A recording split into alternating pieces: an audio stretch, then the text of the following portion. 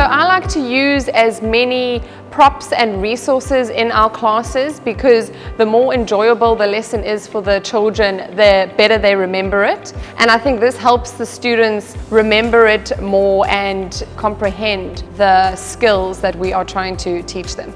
A typical maths lesson is year one is very fun and active.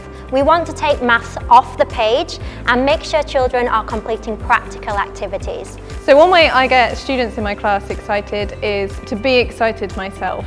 Students will mirror your attitude and your energy, so if you're enthusiastic about something, if you're excited about something, the likelihood is that they will be too. So a few ways how I keep my students engaged and motivated is through a big hook at the beginning of a unit.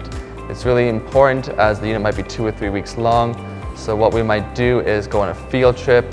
Another way I will keep my students engaged and motivated is through cross-curricular learning, having a specific topic and then learning all the subjects of that topic. That really drives engagement.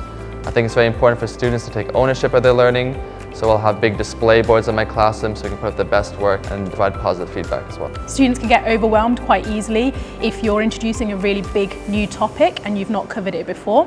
But I think I always explain it to them like it's a puzzle. You're looking at one piece, one topic is where you're looking at one piece, but you need to have an idea of the bigger picture. So I usually play word association where I give them the topic and they tell me all of the words that they associate with it. And I say, we're going to look at this piece in this lesson, this piece in the next lesson, and then we're going to start putting it together. Project-based learning encourages a love of learning because children are learning about things that interest them.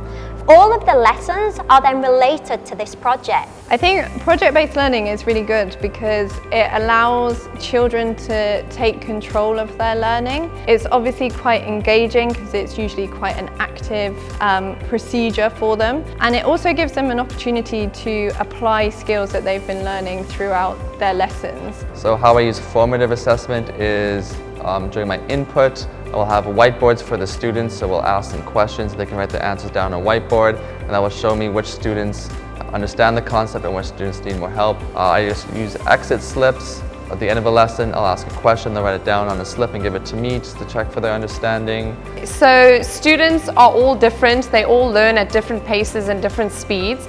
So what I like to do is I like to assess the students throughout the school year just to see what level they're at, and then we group the students according to their ability levels and set appropriate work for them to make sure that they're all moving forward in reception year. We are motivators for the students as well as their teacher. We are not just there to educate them, but also to motivate and to stimulate their learning abilities in the reception year. We are there to set a standard for them going forward into the older years.